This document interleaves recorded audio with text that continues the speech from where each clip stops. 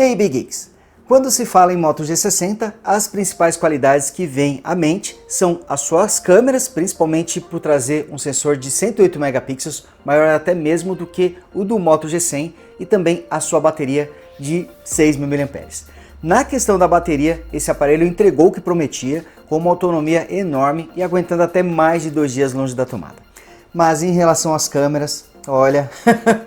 A verdade é que eu fiquei decepcionado com os resultados do Moto G60. Não que as câmeras sejam ruins, mas na análise completa eu já percebi que a qualidade das fotos e dos vídeos está semelhante à de outros smartphones Motorola intermediários, outros modelos como o Moto G30 ou aparelhos da geração passada como o Motorola One Fusion, que entregam boas fotos, principalmente com a câmera principal, entregam boas fotos em ambientes com bastante ou pouca luz, mas deixam bastante a desejar em ambientes pouco iluminados. Só que nós estamos falando aqui de um sensor principal de 108 megapixels, o mesmo do Motorola Edge Plus e com o dobro da resolução em relação ao Moto G100. Então esperava uma qualidade de fotos muito melhores. E na questão dos vídeos, esse aparelho acaba deixando muito a desejar. Nesse vídeo eu vou falar melhor sobre isso, vou explicar direitinho para vocês e comparando com outros aparelhos, vocês vão entender a minha frustração com as câmeras aqui do Moto G60. Só que antes eu vou pedir para você já ir deixando o like no vídeo para ajudar o canal do Brasile Geeks a continuar crescendo. E você que ainda não é inscrito, se inscreva, ative o sininho para receber as notificações dos novos vídeos e torne-se Big Geek você também. Eu já fiz a análise completa do Moto G60, vou deixar card e também link na descrição. E olha, eu já falei sobre os problemas das câmeras, já tinha falado que em qualidade ele está semelhante a de outros smartphones da Motorola. São câmeras boas, mas nada que chame a atenção. Porém, quando eu resolvi comparar as câmeras do Moto G60 com outros smartphones que estão ali na mesma faixa de preço, confesso que eu fiquei bastante decepcionado. Começando pelo Moto G100, que não é um aparelho que custa na mesma faixa de preço, o Moto G100 é mais caro, mas o primeiro teste que eu queria fazer era se as câmeras do Moto G60 eram superiores à do Moto G100. É a curiosidade de muita gente, porque o Moto G100 traz um sensor principal de 64 megapixels contra 108 do Moto G60. Então ficou aquela sensação de que o Moto G60 é um aparelho para quem quer câmeras e o Moto G100 para quem está buscando desempenho. Mas na prática não foi isso que aconteceu. O Moto G60 e o Moto G100 têm praticamente a mesma qualidade de fotos e vídeos, com as mesmas qualidades e também os mesmos defeitos. E o que é isso na prática? São aparelhos que trazem uma câmera principal que vai sair muito bem em fotos diurnas e fotos noturnas. Com muita ou pouca luz, essas câmeras vão se sair muito bem, trazem um modo noturno que melhora a qualidade da imagem, e esse modo noturno está presente apenas para a câmera principal traseira e também para a câmera frontal. Os dois têm isso em comum. No caso da câmera frontal, não espere a mesma qualidade, a mesma melhoria na qualidade das fotos em ambientes com pouca luz, como acontece com a câmera traseira. O modo noturno nas câmeras frontais acaba sendo mais limitado. Para não dizer que o Moto G60 não leva nenhuma vantagem, eu percebi que em fotos em ambientes com pouca luz, com o modo noturno desligado, o Moto G60 é mais rápido para tirar foto. A gente percebe que no Moto G100 demora um pouquinho mais para poder fazer a captura. No modo noturno, os dois vão demorar mais ou menos o mesmo tempo, às vezes até o Moto G100 acaba levando menos tempo justamente por trazer um chipset mais poderoso, o Snapdragon 870 contra o Snapdragon 732G aqui do Moto G60. Olha, no caso do Moto G60, ele tem um problema grave aqui com a câmera frontal, pois sempre que você liga a estabilização de imagem para vídeos, a câmera ela faz um crop, ela faz um recorte, é como se fizesse um zoom e se aproximasse mais do seu rosto. E quando você usa, por exemplo, a resolução Full HD a 60 quadros por segundo, com a estabilização de imagem ligada, ele faz um recorte tão grande que praticamente eu não consigo encaixar o meu rosto na gravação com a câmera frontal. Eu estou fazendo um teste agora, deixa eu mostrar o resultado para vocês verem como fica. Olha só, essa aqui é uma gravação que eu acabei de fazer e olha só como a câmera fica fechada. Mal consigo enquadrar o meu rosto aqui na hora de fazer a gravação. E agora eu estou filmando em Full HD a 30 quadros por segundo com a estabilização desligada para vocês verem como é a diferença. Olha aqui como a câmera ficou bem mais aberta, eu consigo capturar bem mais área aqui, não só o meu rosto, mas fica aparecendo também os ombros.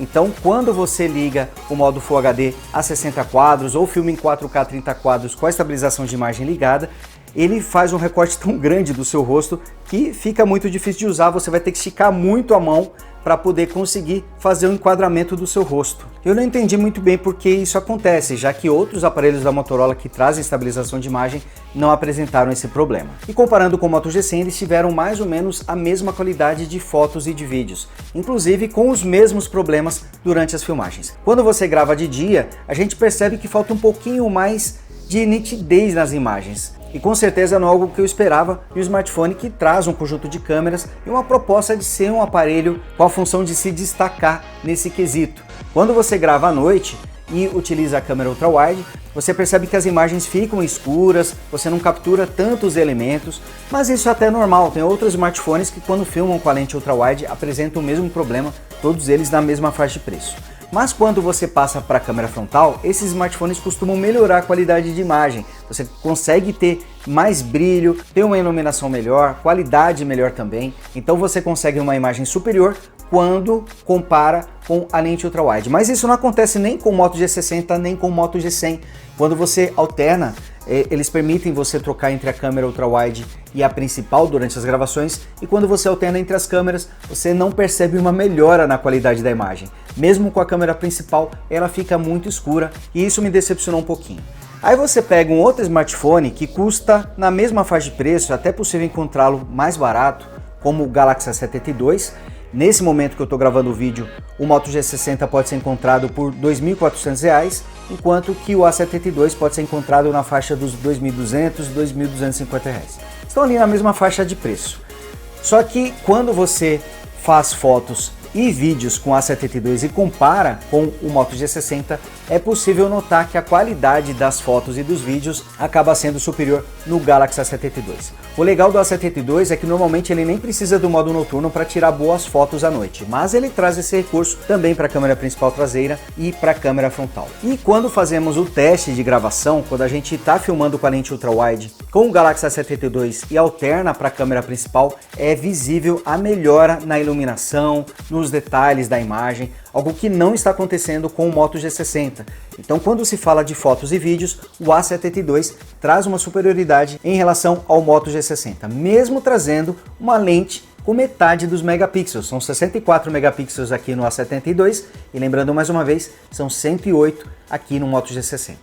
E o Moto G60, por trazer o 9 Billion, ele faz uma combinação de 9 pixels para formar um pixel maior e capturar mais luz. Ele deveria trazer resultados visivelmente melhores em relação aos outros aparelhos. Isso não aconteceu nem contra o A72, nem contra o Moto G100, mas no caso do A72 é impressionante como esse aparelho conseguiu bater Moto G60 e até mesmo o Moto G100 quando se fala em fotografia.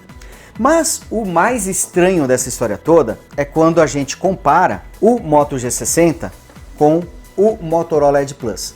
Lembrando mais uma vez, os dois trazem o mesmo sensor de 108 megapixels.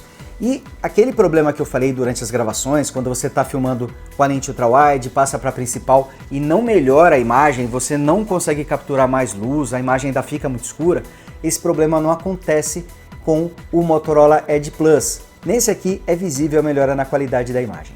Quando você está gravando em ultra-wide, com a câmera ultra-wide, a qualidade da imagem nos dois aparelhos é muito próxima. Não dá para notar tantas diferenças na qualidade da imagem entre o Moto G60 e o Motorola Edge Plus. Mas quando você passa para a câmera principal, é visível como o Motorola Edge Plus acaba sendo superior. Tudo bem, o Edge Plus tem um chipset mais poderoso, o Snapdragon 865, mas ele perde para o Moto G100 com o Snapdragon 870. Então a gente vê que não é uma questão de poder de processamento, acho que tem mais coisa aí no meio, acho que acaba envolvendo o software também, porque o Motorola Edge Plus consegue ser muito superior em qualidade de imagem, mesmo trazendo um sensor com a mesma resolução, 108 megapixels. Fico até na dúvida se realmente é o mesmo sensor aqui nesses dois aparelhos. Claro que câmeras não é apenas sensor, tem as lentes também, tem a abertura, tem o software, então tudo isso acaba fazendo com que uma câmera seja melhor ou pior em determinadas situações. Mas a diferença no resultado final é tão grande que não há outra coisa para dizer além de que eu fiquei bastante frustrado com os resultados aqui das câmeras do Moto G60. No final das contas, mais uma vez afirmo para vocês, não são câmeras ruins, nem para fotos, nem para vídeos, mas esperava uma qualidade muito superior, esperava que ele fosse um aparelho que eu pudesse indicar para quem gosta de fazer fotos e fazer vídeos. Ele traz câmeras tão boas quanto outros aparelhos na mesma faixa de preço da própria Motorola, como o Moto G5G Plus, o Moto G5G tradicional, o Motorola One Fusion Plus. Então ele vai trazer mais ou menos a mesma qualidade de imagem e não muito mais do que isso. Claro que o Moto G60 traz algumas funções que não estão presentes em todos os aparelhos da Motorola, como por exemplo a filmagem com as duas câmeras, com a câmera frontal e com a câmera traseira, que são recursos interessantes, mas no final o que todo mundo quer mesmo é qualidade de imagem, quer tirar boas fotos e fazer bons vídeos em todas as situações de luz, seja em locais bem iluminados, e dessa forma posso utilizar o modo HDR para ter uma foto com bom contraste, não com a imagem de fundo estourada ou com o seu rosto muito escuro, e em imagens com pouca luz consiga também fazer boas fotos, capturar detalhes e também fazer boas gravações. E por fim temos a questão do preço. O Moto G60 atualmente custa R$ 2.400, tem outros aparelhos que são tão bons e até melhores do que o Moto G60 nessa faixa de preço. Eu citei aqui o caso do Galaxy A72, ele vai perder algumas questões como bateria, o Galaxy A72 tem 5.000 mAh, tem um chipset menos potente, o Snapdragon 720G, contra o 732G aqui do Moto G60, mas traz algumas qualidades legais, como a proteção contra água e poeira, a proteção IP67, enquanto que o Moto G60 traz apenas proteção contra respingos. Os dois trazem telas com taxas de atualização acima dos 60 Hz, são 90 Hz aqui no A72 contra 120 Hz no Moto G60. Mas na prática, qualquer taxa de atualização acima dos 60 Hz já permite você ter uma percepção de maior fluidez da interface. Então você não precisa necessariamente de 120 Hz, 90 Hz já atende muito bem. E o A72 também tem um trunfo aí que é muito importante para muita gente, que é a tela Super AMOLED com uma excelente qualidade. A tela do Moto G60 também é muito boa, mas a tecnologia Super AMOLED acaba sendo a preferida da maioria das pessoas. E claro, eu também não posso deixar de citar o Galaxy S20 FE, que em qualquer versão, com o Snapdragon ou com o Exynos, acaba sendo melhor do que o Moto G60, trazendo mais performance, proteção IP68, um acabamento um pouco melhor com as bordas em metal e câmeras que se saem muito bem em todas as situações. As câmeras do Galaxy S20 FE costumam ser melhores do que a do Moto G60 em praticamente todas as situações.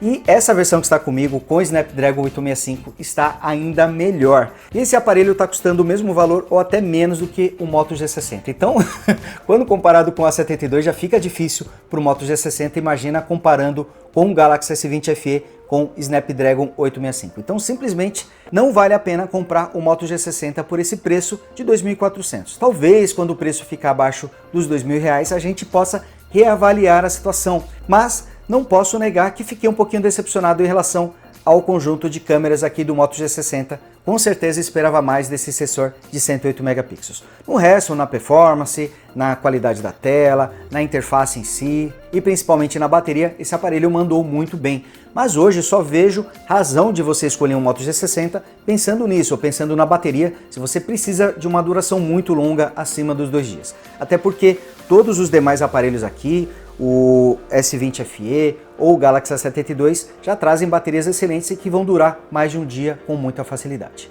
Bom galera, então é isso. Espero que vocês tenham gostado desse vídeo e que ele tenha ajudado a entender melhor a proposta e os problemas do Moto G60. E se você gostou, deixa o like aí, clica no botão do gostei e não se esqueçam, hein? Quem não é inscrito, se inscreva, ativa o sininho e torne-se Big Geek você também. Grande abraço e a gente se vê no próximo vídeo. Fui!